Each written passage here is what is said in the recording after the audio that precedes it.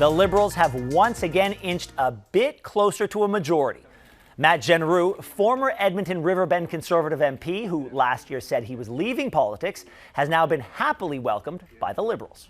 Joining us now is our Parliament Hill insider, David Akin. David, let's jump right into the Jeneroux defection. What does it mean for the Liberals as far as a majority is concerned?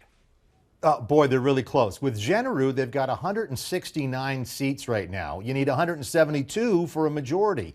Get this, there's 3 seats that are vacant. But those seats, the vacant seats, the Liberals won them all last spring. Now, 2 of those seats, they're going to win when the by-election's called. But one of those seats is a toss-up, so we'll see.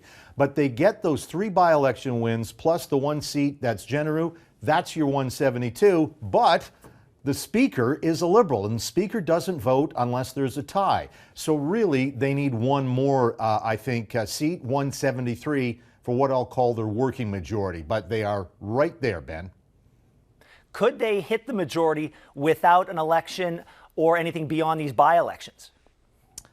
There's a lot of talk that they will. In fact, Conservatives I spoke to last week, believe that there is still at least one more floor crosser in their midst. So the MPs they've been away for Ottawa for a week. They're coming back next week. And I can't wait to sit outside that Conservative caucus meeting Wednesday and get a sense of, is someone else coming? Because that would be, as I say, one more floor crosser. That's the working majority. I mean, I've talked to a number of Conservatives, and I've posited that if the Carney Liberals are able to get this majority in any which way, it might stave off a spring election, which could give a reprieve to the Conservatives, who would not fare well in a spring election.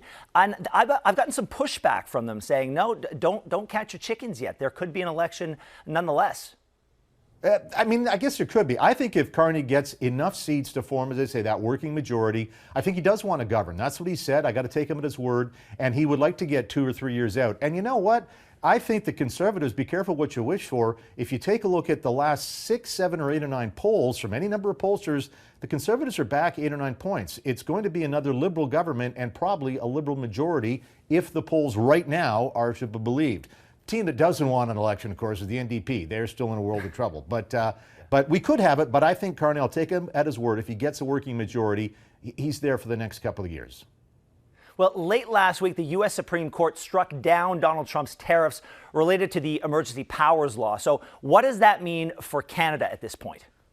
Well, Trump, of course, saying he's going to find another way to get these tariffs back on. But I want to put it in context of some criticism that's been leveled at Carney. A lot of people say, why hasn't Carney got a deal yet? He promised a deal. He campaigned he'd get a deal. And Carney said, I'm not just signing any deal, I'm signing the best deal for Canada. And you know what Carney's also said? He has prime ministers and presidents from European countries, Asian countries, coming up to him saying, I don't know why I signed a tariff deal with Trump. Because now, even though those tariffs are illegal, they're a special kind of tariff, but those European countries, they sign deals and go, okay, we'll take a 10% tariff from Trump, 20% tariff. They are still going to pay those. Those aren't coming off.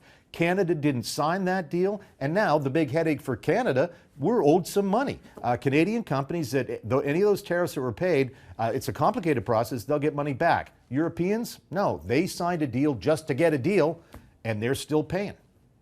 Yeah, the argument that no deal is better than a bad deal is holding a lot of water these days. Hey, thank you very much, David Akin. Thanks, Ben.